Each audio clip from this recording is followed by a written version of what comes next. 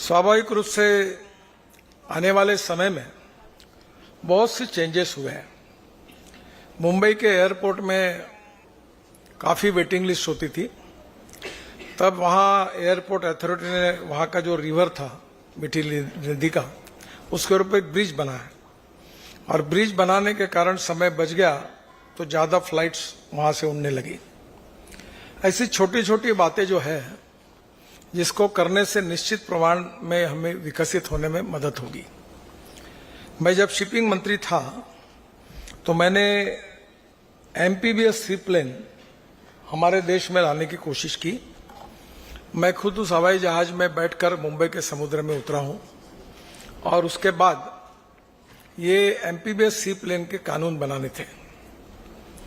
कानून बनाने के लिए जब बात चली तो एविएशन मिनिस्टर को मैंने कहा, अब आप यहाँ मेहमान करके आए हो, ज्यादा साफ बोलना मेरे लिए उचित नहीं है।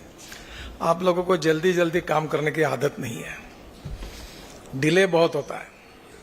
तो एक दिन मैंने एयरपोर्ट अथॉरिटी के चेयरमैन को बुलाकर कहा कि आप जिसको एमपीबीएस सी प्लेन कहते हैं उसको मैं फ्लाइंग बोट कहूंगा।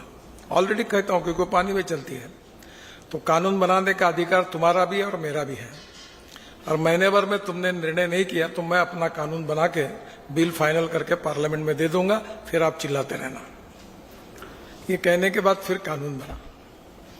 जो आता वो फाइल में बैठने की आदत बहुत खराब है। मैं अक्सर एक बात दोहराते रहता हूं कि I like people who can get the things done. हमारे यहाँ ये बैठे, यहाँ एक एयर स्ट्रिप बनानी थी यहाँ की। 1.5 साल इन्होंने हमारे नागपुर की जनता को 50 करोड़ का चूना लगाया एयरपोर्ट अथॉरिटी ने, क्योंकि एक छोटी सी एयर स्ट्रिप बनाने के लिए जो काम मैं इसलिए कह सकता हूं कि मैं वही काम करता हूं। 7 वर्ल्ड रिकॉर्ड हुए और ये एयर स्ट्रिप मैंने उनको कहा कि मैं हफ्ते में बना देता हूं, नहीं बना तो आप बोलो वो सजा दे दो। ये 1.5 साल लटका के बैठी आपकी अथॉरिटी। इतने लोगों को चक्कर दे। एक दिन मैं खुद एयरपोर्ट पे गया, काफी नाराज हुआ।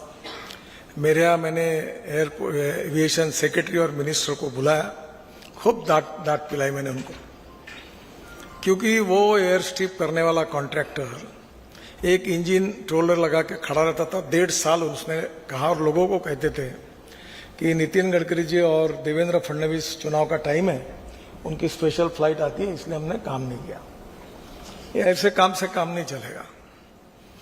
अगर आप ये 1.5 साल में एयरलाइंस के टाइम टेबल बदल गए और उन्होंने हमसे वसूली की जनता से और टिकट रेट बढ़ा दिए, क्योंकि आपने एयरपोर्ट 10 बजे बंद कर दिया और बंद करने के बाद 10 बजे से काम भी नहीं होता और प्लेन भी नहीं होता था। ये साल भर चला और पूरे जनता को आपने तकलीफ दी। आज भी मेरे मन में इसका गुस्सा है और हमने 50-60 करोड़ रुपए रेट बढ़ाते हुए लोगों को एयरलाइंस ने टिकट बढ़ाकर हमने चुकाया। और जब मैंने बोला तब वो एयर स्ट्रिप को वो बिटुमेन डालने का काम हुआ। कोई कठिन नहीं था।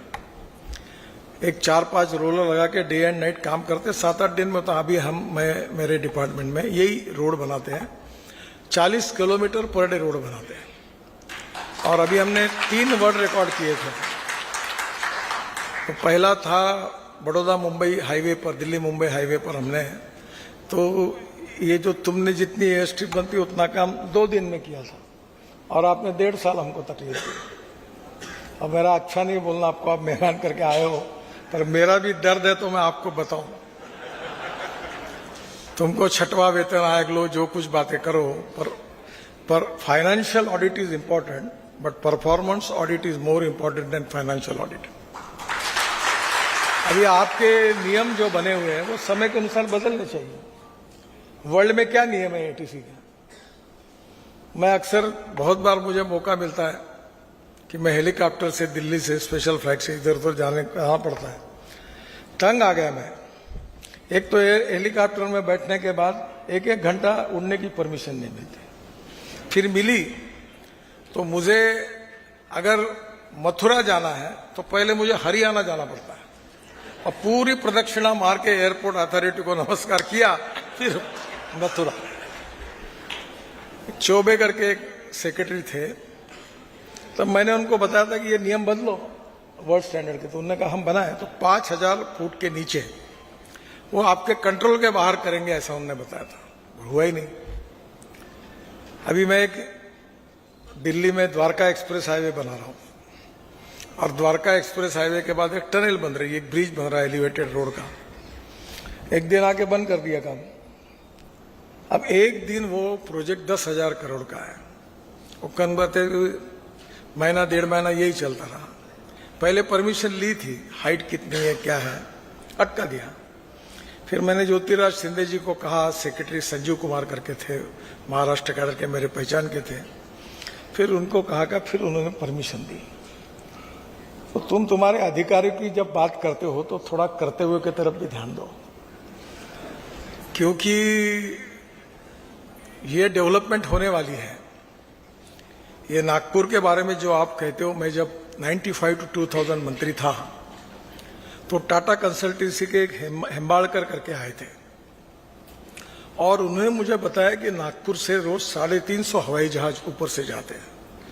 तो मैंने कहा मैंने तो देखा ही नहीं, कभी पता ही नहीं मुझे। तो बोले दिखते नहीं, साउथ ईस्ट एशिया, इंडोनेशिया, इतने हवाई जहाज यूरोप जाते हैं वो नागपुर से जाते हैं।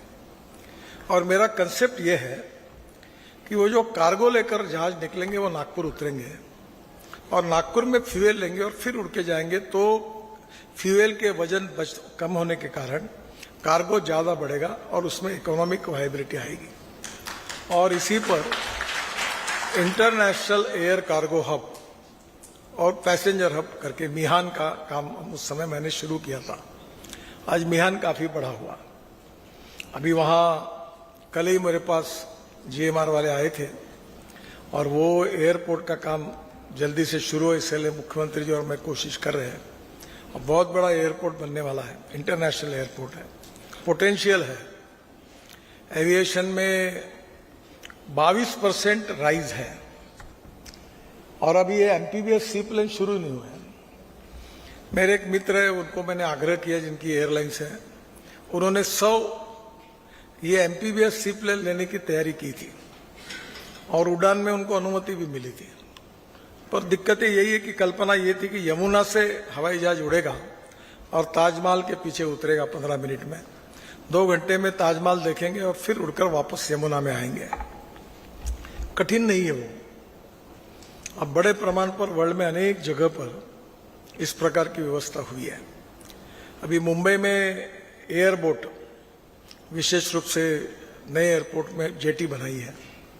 मैं जब शिपिंग मंत्री था तो मैंने आग्रह से बनाई वो, और मुंबई की किसी दिशा से 17 मिनट में वहां पहुंचेंगे। अब उसी जगह पर अगर ये एमपीबीएस सी प्लेन छोटे छोटे 4 सीटर 6 सीटर इसके टैक्सी शुरू करेंगे तो भी लोगों को राहत मिलेगी। मैंने राज्य सरकार को कहा है कि ये बहुत जगह संभव है, पर इसमें आपके नियम आपने बदले कि नहीं मुझे नहीं मालूम। बाबा आजम के जमाने में 55-60 के नियम बने हुए हैं, आप ही बनाते हो। हम तो पार्लियामेंट में आप लिखे हुए बातों को साइन करके मंजूर करते हैं। तुम जरा आजमा लो तुम्हारे नियम कब के हैं, और अमेरिका के क्या है, वर्ल्ड के क्या है, यूरोपियन स्टैंडर्ड्स क्या है, और आपके क्या है। थोड़ा सोचो एक बार, वो कितने बदल चुके हैं और हम कितने पीछे हैं। क्या वो सिक्योरिटी की चिंता नहीं करते? तो नेचुरली हम वर्ल्ड स्टैंडर्ड के रूल्स रेगुलेशंस को बनाएं, जिसके कारण इस सेक्टर में काफी बड़ा रिफॉर्म होगा। मुझे पता है कि आने वाले समय में ये सेक्टर ऐसा बढ़ने वाला है कि अब 150 जो एयरपोर्ट हो गई वो 500 बनने वाला है। और अभी छोटे छोटे 18 सीटर 24 सीटर विमान ये भी अब पॉपुलर हुआ। हमारे कोल्हापुर में एक सज्जन है, मैं जानता हूं उनको, उन्होंने छोटे वो एम्ब्रियल प्लेन थे, उसमें इकोनॉमिक सीट तैयार करके वो सक्सेसफुली चला रहे, छोटे छोटे गांवों तक लेके जा रहे। अब कोल्हापुर पुणे से नहीं मिलता दिल्ली एयरपोर्ट, वो हिंडन एयरपोर्ट पे उतरते हैं और फुल आते हैं पूरे। तो लोगों की जरूरत है, और जरूरत के कारण आपके डिपार्टमेंट का भी एक्सपेंशन होने वाला है। पर एक्सपेंशन भी होना चाहिए और क्वालिटेटिव रिफॉर्म भी होने चाहिए। आपको निश्चित रूप से इसमें अभी जितने एयरपोर्ट ज़्यादा बनेंगे उसमें विन विन सिचुएशन है, उसमें आप लोगों का भी फायदा होगा। और ये फास्टेस्ट ग्रोइंग सेक्टर है अभी, और इसलिए इस सेक्टर में और ऑर्गेनाइज रूप से विकसित करना, ये विकसित भारत के सपने के लिए आप सबका रोल बहुत इंपॉर्टेंट है। सेफ्टी के साथ कोई कॉम्प्रोमाइज हमको नहीं करना है, ये बिल्कुल सच है, पर यह भी सच है कि समय के अनुसार प्रयोग करने चाहिए। मुझे याद है कि हमारे स्पाइस जेट का एक हवाई जहाज हमारे बायो एविएशन फ्यूल पर हम लोग देहरादून से दिल्ली तक लेकर आए, और इतना ही नहीं तो टाटा ने विस्तारा का भी एक प्लेन उसका प्रयोग हुआ। हमारा देश का किसान अब एविएशन फ्यूल बना सकता है। ये पंजाब और हरियाणा में जो परेली जलती है राइस स्ट्रॉ, इससे पानीपत में इंडियन ऑयल ने एक प्रोजेक्ट शुरू किया है कि 1 lakh litre ethanol per day, 150 ton per day bio bitumen जो राइस स्ट्रॉ से बनता है, और 78,000 ton per year sustainable aviation fuel बनेगी। वो बनना शुरू हुआ है, और जो बायो बिटुमिन बना उसका अभी 1 किलोमीटर रोड पहली बार नागपुर जबलपुर हाईवे पर, NH पर, ये मनसर के पास हमने बनाया, और सेंट्रल रिसर्च रोड ऑर्गेनाइजेशन ने सर्टिफाई किया that prove to be better than petroleum bitumen. अब ये जो सस्टेनेबल एविएशन फ्यूल है, ये भी बायो फ्यूल है। इसके बारे में डावोस में चर्चा हुई, और बहुत जल्दी ही पूरे वर्ल्ड में ये सोचा जा रहा है कि 5% पेट्रोलियम फ्यूल में बायो फ्यूल डालनी पड़ेगी, और हिंदुस्तान इसके लिए, हिंदुस्तान में बहुत बड़ा पोटेंशियल है। और इसलिए हवाई जहाज बढ़ेंगे, एयरपोर्ट की संख्या बढ़ेगी, फिर एमपीबीएस सी प्लेन आएंगे, हेलीकॉप्टर की रिक्वायरमेंट है बड़े प्रमाण पर। उत्तराखंड में आप देखते हैं कि कितने लोगों को बद्रीनाथ केदारनाथ जाने के लिए हेलीकॉप्टर की जरूरत है, और हेलीकॉप्टर पुराने हैं तो एक्सीडेंट हो गए। अभी हमने वहां केदारनाथ में रोपवे बना रहे हैं, तो रोपवे 5,000 करोड़ की है, और उसका वर्क ऑर्डर अभी दिया है। पर आपको आश्चर्य होगा कि 5,000 करोड़ रुपए खर्चा करने के बाद वो कॉन्ट्रैक्टर हमको 800 करोड़ पर साल रॉयल्टी दे रहा है, ताकि इतना ट्रैफिक है। तो आने वाले समय में अगर उत्तराखंड में भी हेलीकॉप्टर अच्छे क्वालिटी के होंगे तो 300-400 हेलीकॉप्टर को काम मिल सकता है, में पायलट को काम मिलेगा। हवाई जहाज की संख्या बढ़ रही तो एयर होस्टेस लगेंगी, स्टाफ लगेगा, एटीसी में लोग लगेंगे, जो होंगे उनको प्रमोशन मिलेंगे क्योंकि एयरपोर्ट बड़े होंगे, तो सबका फायदा है। तो एक्सपांशन विथ क्वालिटी, ये आत्मनिर्भर भारत के लिए हम सब के लिए एक चैलेंज है, और उसमें आप भी इम्पोर्टेंट स्टेक होल्डर हैं, और इसलिए एविएशन फील्ड में काफी बड़े प्रमाण पर अब काफी चेंजेस भी हो रहे हैं। हमारे यहाँ गुड्स ट्रांसपोर्ट में भी काफी बड़े चेंजेस हो रहे हैं। मैं बहुत बार अपने भाषण में बताता हूं कि रोड पे जाने के लिए अगर 10 रुपए लगते हैं तो रेलवे से जाने के लिए 6 रुपए लगते हैं फॉर एग्जाम्पल, तो पानी से जाने के लिए 1 रुपया लगता है। एविएशन का खर्चा तो और ज्यादा लगता है, और हमारी लॉजिस्टिक कॉस्ट वर्ल्ड में 16% थी।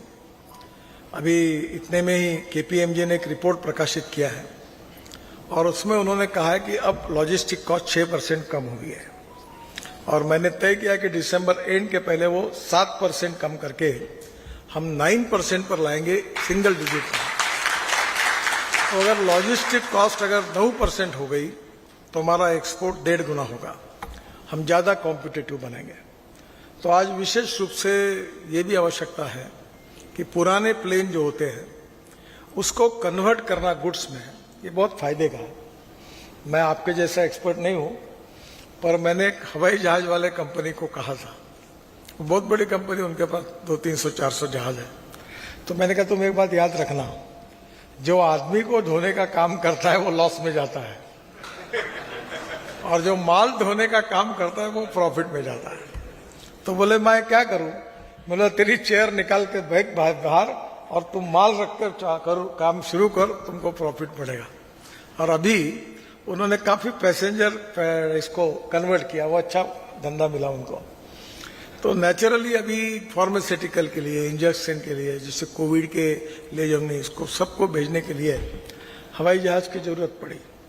और वर्ल्ड में भी यही ट्रेंड है, बड़े प्रमाण पर जो भी कुछ, अभी रेलवे पैसेंजर ले जाने वाली ट्रेन घाटे में है। रेलवे जो कुछ मिलता है प्रॉफिट वो गुड्स में मिलता है।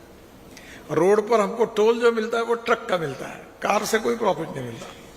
तो नेचुरली जब माल ज्यादा जाएगा तो नेचुरली सेक्टर और क्वालिटेटिवली इंप्रूव होगा।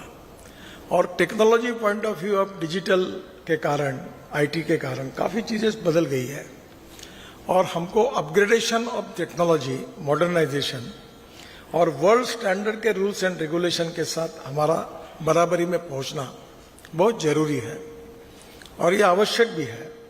और हमारे लोग बड़े इससे काम करते हैं। एक बार मैं कानपुर एयरपोर्ट पे था तो बहुत मौसम खराब था, तो मेरा हवाई जहाज नहीं उड़ रहा था। तो उस समय एयर वाइस मार्शल देव करके नागपुर के ही थे, तो उनको मैंने फोन किया, उनके पास थी परमिशन। तो उन्होंने कहा कि आप मुझे माफ करो पर क्लाइमेट ठीक नहीं है, मैं आपको परमिशन देने की हिम्मत नहीं कर सकता, जैसे भी होगा मैं दूंगा। मैं आपको ये कह सकता हूं क्योंकि मैं आपको जानता हूं। तो मैंने उनका आप चिंता मत करिए, जब आपको उचित लगे तब मुझे बताइए। और जब 6:30 पौने 7 बज गए तब मुझे उन्हें 1 घंटे के बाद कहा कि आप निकलिए, क्योंकि सुरक्षा ये सबसे इंपॉर्टेंट है और आप लोगों का काम बड़ा जोखिमपूर्ण है, जिम्मेदारी पूर्ण है। एक spark neglected burn the house, छोटी सी गलती बहुत महंगी पड़ सकती है। ये अच्छी बात है कि आप लोग बहुत अच्छा काम करते हैं, जिसके कारण हमारा एविएशन सेक्टर काफी सेफ है और आने वाले समय में सुरक्षा के साथ कॉम्प्रोमाइज न करते हुए हम सबको आगे जाना है। और ये सेक्टर जब विकसित होगा तो नागपुर का इसमें विशेष रूप से योगदान इसलिए रहेगा कि नागपुर ये देश का 0 माइल है। दिल्ली, मुंबई, कलकत्ता, चेन्नई नागपुर से इक्वी डिस्टेंस पर है और इसके कारण यहां से सेंटर करके पूरे देश का कंट्रोलिंग हो सकता है। इसमें भी काफी संभावना है और हमारे पास जगह भी अवेलेबल है। तो आने वाले समय में निश्चित रूप से आपकी एटीसी का जो जैसे पावर ग्रिड है हमारे यहाँ रोड का बन गया है, वैसे ये एयर ट्रैफिक कंट्रोल का भी एक निश्चित रूप से ऐसा ग्रिड बनेगा और ये ग्रिड जो है ये हमारे लिए, सबके लिए बहुत उपयोगी रहेगा।